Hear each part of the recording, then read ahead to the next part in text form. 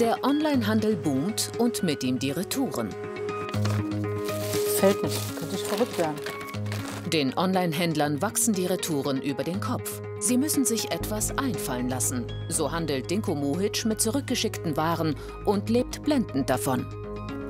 Ist aber schon ein bisschen die Katze im Sack kaufen, oder? Ja, das ist ja das Schöne dran.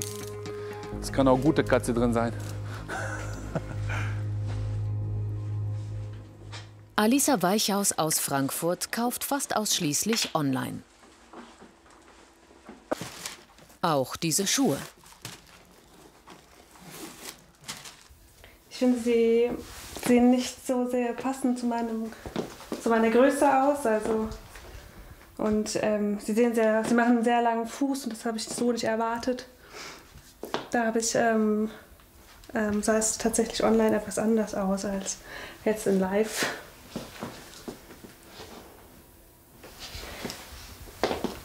Diese Schuhe würde ich wahrscheinlich zurückschicken.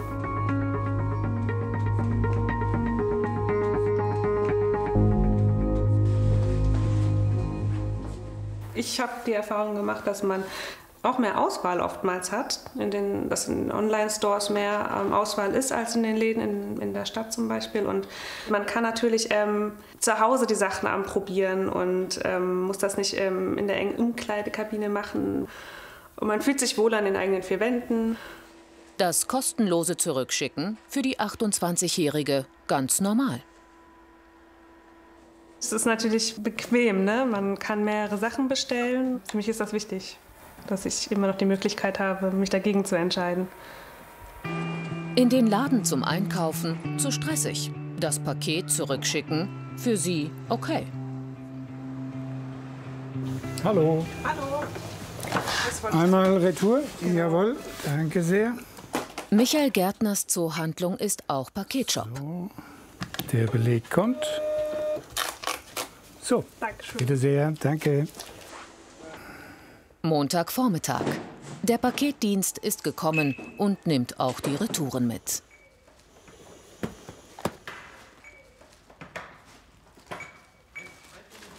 Jetzt ist der große Austausch.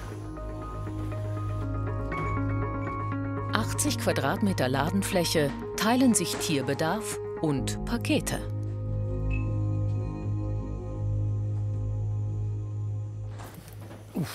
Klar.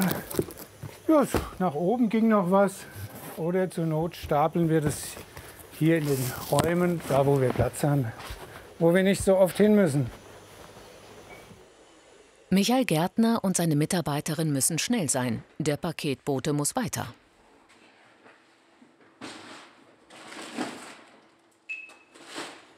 Jetzt räumen wir das hier alles auf und weg und dann sind wir fertig. Und dann fängt es wieder von vorne an. Und das jeden Tag. Und ewig grüßt das Murmeltier.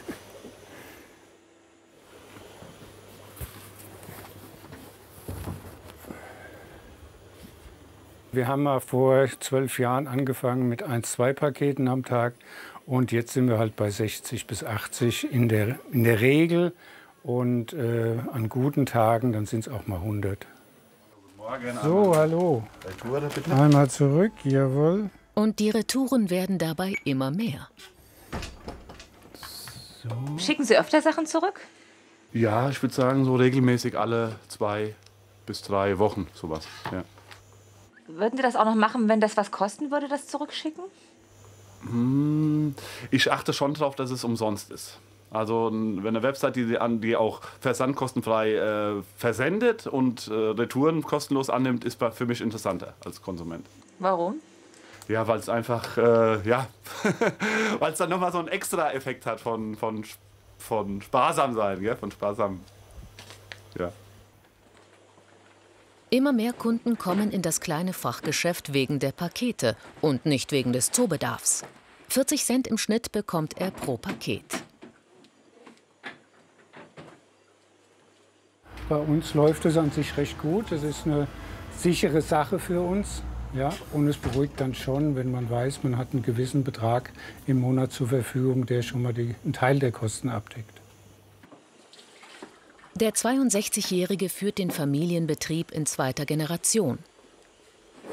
Schon jetzt weiß er, dass es keinen Nachfolger geben wird.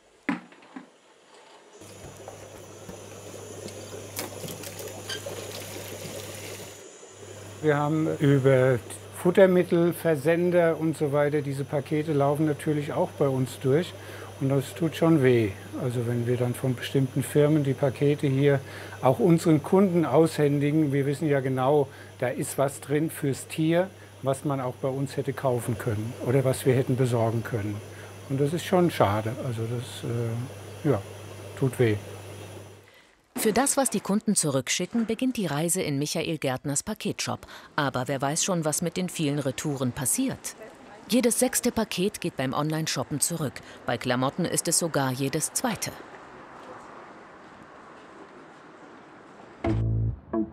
Den Online-Händlern wächst die Masse an Retouren über den Kopf. Viele Pakete landen deshalb hier in einem der größten Retourenzentren Europas. Bei Hermes Fulfillment in Hamburg kümmern sie sich im Auftrag großer Shops um die Retouren. Andreas Kalliner muss zum Wareneingang. Er und die Mitarbeiter sorgen dafür, dass möglichst viele zurückgeschickte Artikel wieder bei den Online-Shops landen. In 1,5 Stunden soll jedes dieser Pakete kontrolliert und neu verpackt wieder rausgehen. Doch schon am Wareneingang stockt es. Das wollen wir nicht, denn heute wollen wir etwas mehr als 124.000 Artikel bearbeiten. Und das wollen wir ja, dass das läuft. Wir sind ja im Auftrag der verschiedenen Kundenfirmen, Otto, Bauer, Bonprix, Heine, Schwab tätig. Und die möchten natürlich auch diese Ware wieder einlagern, um idealerweise schnellstmöglich dann diese Artikel auch den nächsten Kunden wieder anbieten zu können. Aber jetzt läuft wieder alles, das sieht gut aus. Jetzt steht wieder alles. Stop and go, das ist noch nicht still.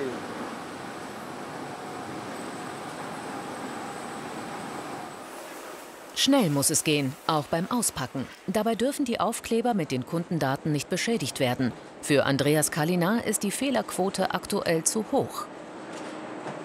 Und schnackt noch mal mit den Leuten, nimmt das für euch noch mal ein bisschen mit auf, dass wir dann diese Quote noch ein bisschen verbessern können. Das wäre mein Wunsch. Ne? Und wir können ja die nächsten Tage noch mal schauen, ob das jetzt was gebracht hat. Ich gucke mir dann auch die Zahlen noch mal an. Damit das Tagesziel erreicht wird, muss jeder hier an den Fließbändern 120 Artikel pro Stunde schaffen. Manche Pullover sind nur ausgepackt worden, andere schon getragen. Ob das so ist, prüfen Sie hier. Wir zwingen die Mitarbeiter nicht, jetzt noch mal eine Nase voll von dieser eventuell vorhandenen Geruch zu nehmen. Die Arbeitsschritte sind alle vorgegeben und wenn die Mitarbeiterin den Artikel auspackt und dann aufs Band legt, dann sollte eigentlich diese Bewegung ausreichen, um einen Schweißgeruch wahrzunehmen. Schweißgeruch, Make-up, Flecken. Die Problemfälle landen hier, in der Reinigung. Andreas Kalliner und sein Team geben keinen Artikel so schnell verloren. Hell, dunkel, bunt gemischt, wird sortiert wie auch in jeder privaten Waschküche. Waschen, reinigen und bügeln. Am Ende lohnt sich der Aufwand für die Online-Händler. 97% der zurückgeschickten Kleidung, die das Retourenmanagement hier durchlaufen hat, landet wieder als Neuware im Warenausgang. In letzter Zeit waren die Wannen zu voll. Dadurch stockte das Beladen. Moin Michael, wie sieht das aus mit den Wannen? Läuft das jetzt, dass Sie jetzt auch nicht über den Wannenrand hinaus da groß überfüllt sind? Oder? Nein, sind sie zu voll. Ja, aber was man jetzt hier sieht, ist ja alles schön. So geht das immer. Super, danke dir. Bitte. Kurz vor Schichtende 124.575 Artikel. Andreas Kalliner und sein Team sind voll im Plan. Hier ist es eben so, dass der Kunde die Freiheit hat und er nutzt sie auch. Einer unserer Geschäftsführer früher hat mal gesagt, wer Retouren vermeidet, vermeidet Umsatz. 900 Menschen in Hamburg sind dankbar, wenn sie hier weiterhin die Retouren auch für den Konzern abarbeiten dürfen. Das Geschäft boomt. Und die nächsten Lkw rollen schon wieder auf den Hof. Morgen. Soll ich mal mit anfassen? Doch nicht nur Klamotten schicken die Kunden zurück. Waschmaschinen, Polster, Möbel und Co. landen bei Wolf Hartmann und seinem Team. Noch verpackt und als Retourengrund 61. Gefällt ihm nicht. Gefällt ihm nicht. Das schreiben Sie öfters, wenn Sie in der Zeit, bis das Gerät bei denen ist, wahrscheinlich woanders, wo Sie 20 € billiger kriegen. Passiert öfters so. Oder haben sich anders entschieden, wollen doch kein Deko haben, wollen andere Marke haben. Das passiert öfters. Polster, Möbel und Elektrogeräte wieder in den Verkauf zu bringen, das kostet einiges. Sie sind nicht mehr in Centbeträgen wie in der Paketlogistik unterwegs, sondern wir unterhalten uns hier über Eurobeträge. Und in welcher Höhe? Ja, einstellig ganz bestimmt nicht mehr. Über Geld spricht man nicht so gerne im Retourengeschäft. Im Schnitt kostet eine Retoure den Händler 8 €, schätzen Experten. Hier in Löhne kümmern sich 200 Mitarbeiter um die sperrigen Pakete aus der Otto-Gruppe. Auch Amazon und Co. schicken ihre schweren Fälle hierher. Bis zu 15% dieser Ware schickt der Kunde zurück.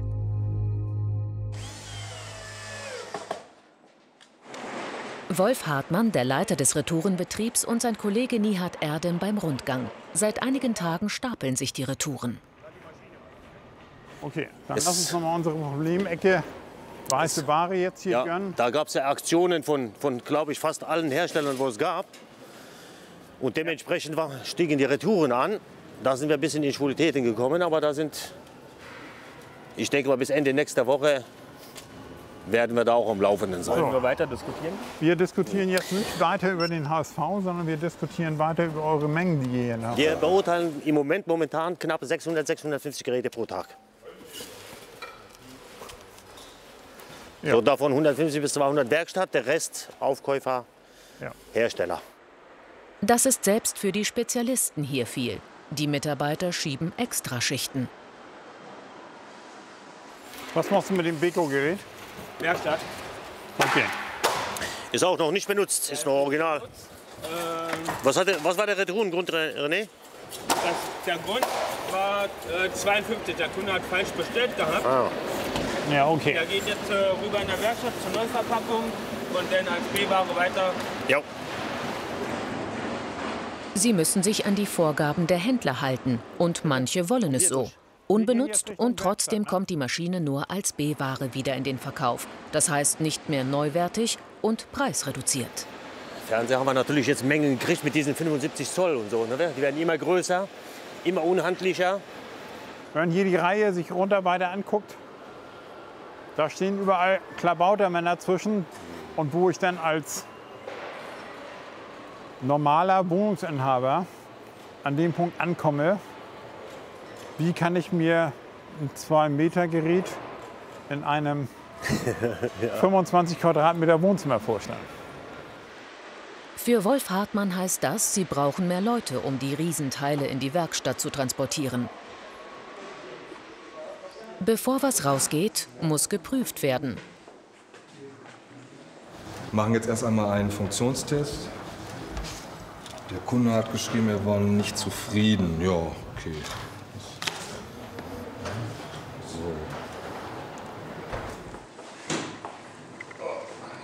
Hier reparieren sie das, was geht, und nur, wenn es sich lohnt.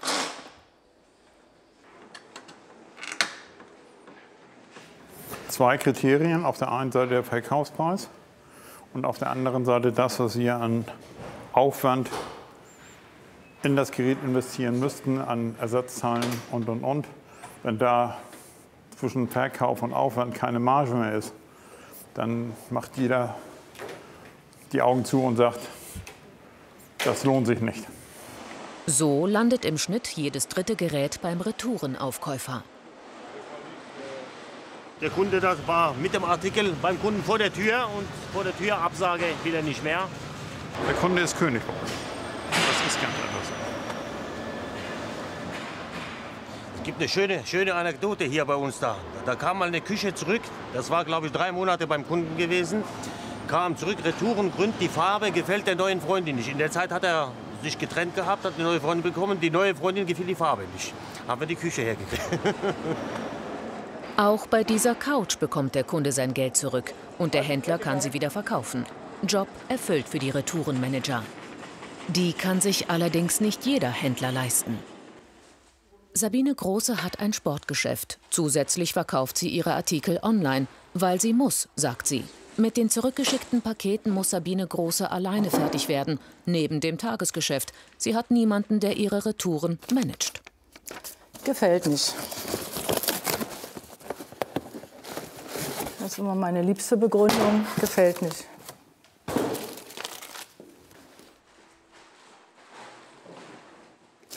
Zu klein oder zu groß, das ist okay. Aber gar nicht aufgemacht. Fällt nicht. Könnte ich verrückt werden. Die fällt nicht.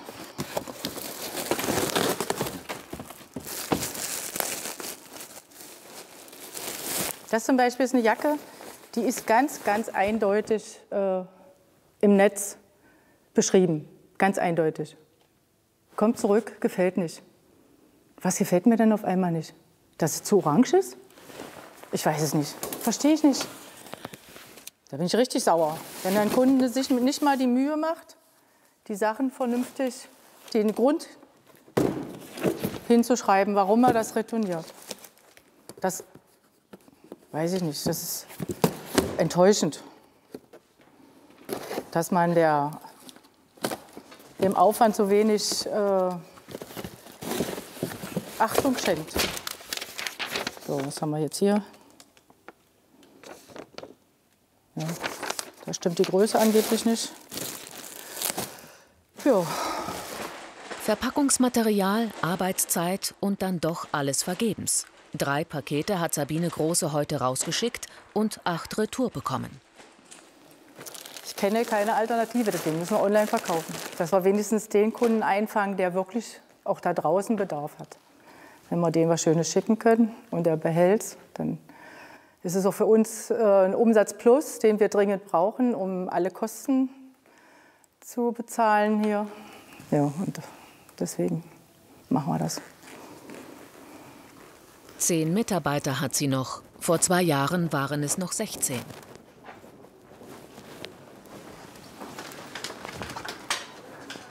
Oder auf dass der Laden wieder voll wird. Soll ich den in den Wagen tun? Bis alles wieder im Laden hängt, das wird dauern. Der Online-Kunde behält die Ware zu selten. Jedes zweite Teil kommt bei ihr zurück. Wir bezahlen für jedes Paket, was rausgeht, 5 € an den Paketdienstleister und für jede Retour 5 €. Dann bezahlen wir einen Prozentsatz an die Intersport, die ja diese Online-Plattform zur Verfügung stellt. Sabine Große führt den Laden seit 29 Jahren. Wovor ich Angst habe? Vor der Zukunft, dass keiner mehr kommt. Dass es so ist wie hier. Kein Kunde da. Früher sind die Kunden gekommen, waren offen und haben sich inspirieren lassen durch uns. Aber heute ist es der eine Artikel, den sie sich schon mal ausgesucht haben im Netz. Davor habe ich Angst, dass wir da nicht mehr standhalten können. Ihr Mietvertrag läuft noch 5 Jahre. So lange muss sie durchhalten, sagt sie. Und so lange macht sie auch weiter mit beim Online-Geschäft und ist mitgefangen im Retourenwahnsinn, wie sie sagt. Und da muss sich was ändern. Es kann nicht sein, dass wir hier die Kosten tragen und auch den Aufwand betreiben, diesen ganzen Müll fabrizieren. Für eine Laune eines Kunden. Das geht ja nicht. Haben Sie mal daran gedacht, das kostenpflichtig zu machen? Ich kann es ja nicht. Wir sind ja im Verbund der Intersport. Und die Intersport, die Bedingungen, die Rahmenbedingungen bestimmt die Intersport. Und die muss sich an die Bedingungen des Marktes halten. Das heißt, wenn Amazon und Zalando, die geben die Bedingungen vor. Wir wollen ja mitschwimmen in diesem Haifischbecken. Wir müssen. Selbst große Versandhändler trauen sich nicht für Retouren Geld zu verlangen. Der Bauer Versand ist eines der ältesten Versandhäuser Deutschlands. Im vergangenen Jahr wurden hier 6 Millionen Pakete verschickt. Damit möglichst viele davon beim Kunden bleiben, versucht Bauer einiges. Hier sind sie dabei, die aktuelle Eigenmarkenkollektion zu verbessern. Sie müssen die Anzahl der Retouren senken.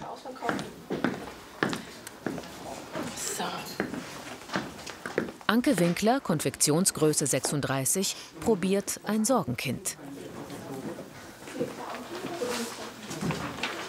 Schau mal, also das hat ja extrem hohe Retouren, weil es zu weit ist, sagen die Kunden. Das ist eine Oberweite.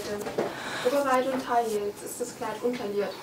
Gut, aber es ist ja kein Etui-Kleid, das ist ein Hängerchen. Also für mich, ich fände es jetzt so okay, das ist ein normal, schön fallendes Kleid. Trotzdem, so kann es nicht bleiben. Laufen möchtest, weil der Style ist zwar gut, er wird zwar angenommen, aber ja, die Retouren liegen bei 80% und das ist halt einfach... Ist zu hoch. Ist zu hoch, ja, genau.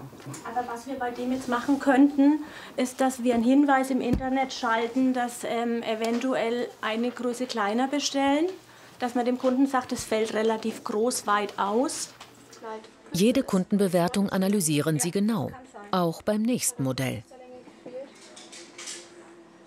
12,7% aller zurückgeschickten Teile, sagt die Kundin uns, es ist zu weit, Schrägstrich zu groß. Und dann noch, zu lang war auch noch, zu lang, sagen auch noch 8,5%. Und, was ist denn das da? Farbe, Muster. Ach ja, und 12,7% sagen auch, die Farbe des Muster gefällt nicht.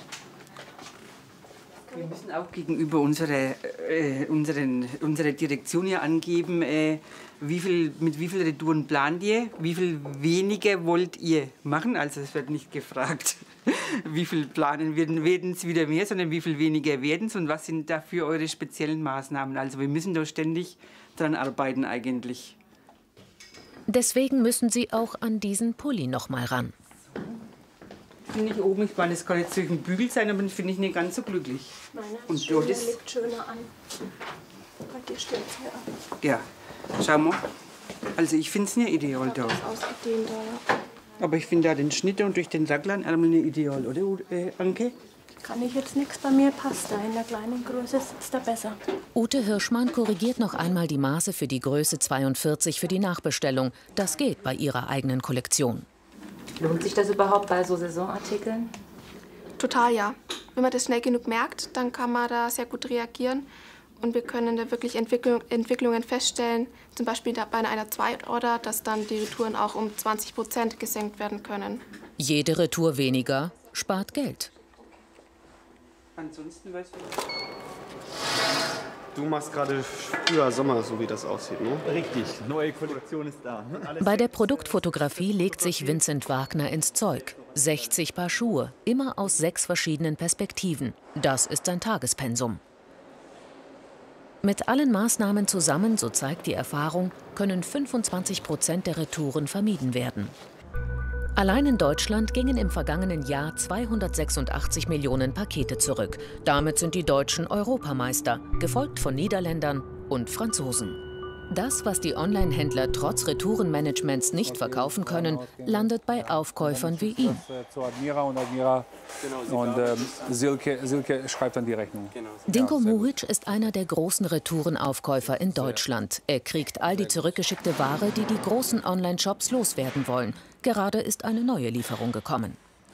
Hier haben wir Sportgeräte, Retouren. Das sind Stepper, die für den privaten Gebrauch gedacht sind.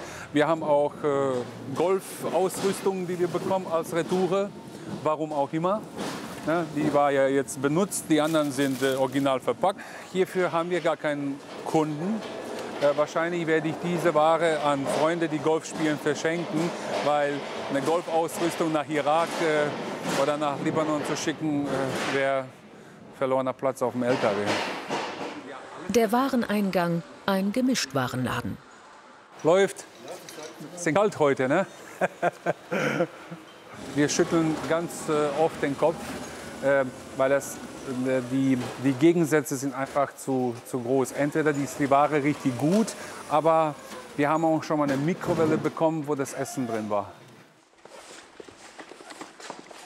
Diese Kiste ist voll mit Haushaltswaren und soll in den Iran. Hier haben wir einen defekten Bügeleisen.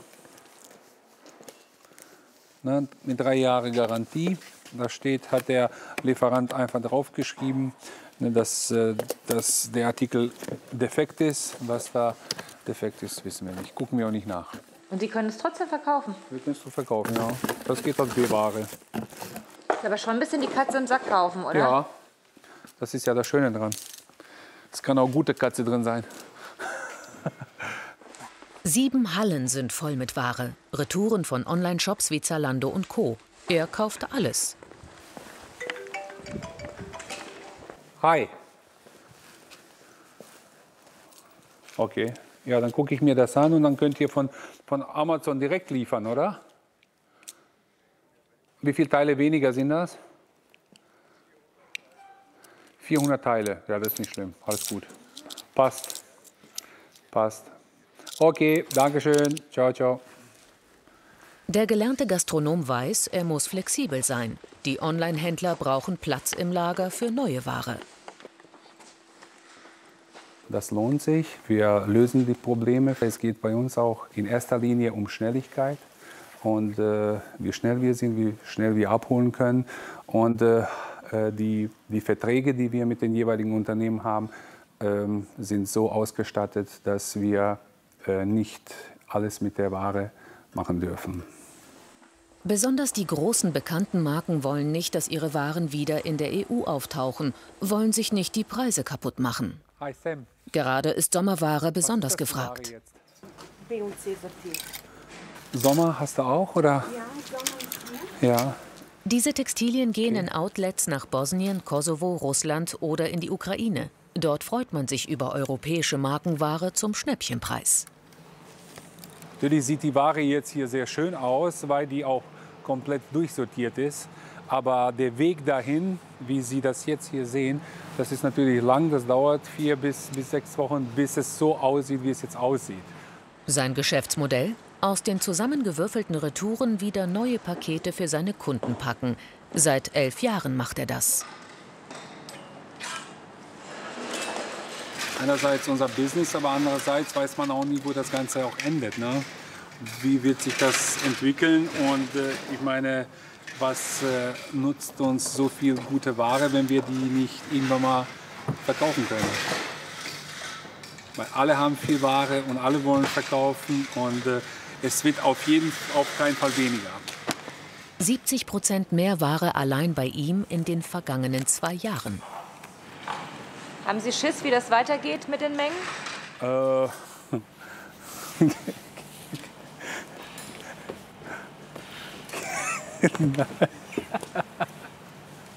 Ich wollte jetzt was sagen, aber lass es. Geld und Schiss habe ich nie gehabt. Jetzt habe ich beides. Was er den Online-Händlern zahlt, möchte er nicht verraten. Das sei Verhandlungssache. Nur so viel. Manche zahlen ihm sogar Geld dafür, dass er die Retouren abnimmt. Hier alles Neuware, das Teil kostet 160 € im Verkauf. Ja, für 10er können Sie es bei uns kaufen. Für 10er? Ja. Und er verdient trotzdem noch. Dieser LKW ist voll mit Kiloware aus dem Online-Shop eines großen Discounters und geht heute noch in den Irak. Das sind Dinko Muhic Lieblingsgeschäfte. Wenn der LKW voll mit Textilien ist, wissen wir nicht, was da drin ist. Können Socken sein, können Jacken sein, kann alles sein. Es geht einfach nach Gewicht. Sonst würden wir es auch stückweise verkaufen und nicht nach Gewicht. Ne? Für uns natürlich sehr lukrativ, weil wir nicht so viel Arbeit damit haben.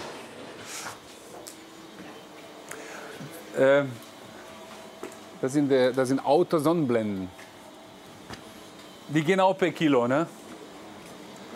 Von hier aus geht es für die Retouren auf in ein zweites Leben. In Geschäften, Outlets, Discountern außerhalb der EU. Der Kollege Mario muss sich beeilen. Die Jungs wollen Feierabend machen. Ja. Also dann bis dann. Tschüss. Mach's gut. Ja. Und Dinko Muhic schaut, welche Retouren er morgen an Land ziehen kann.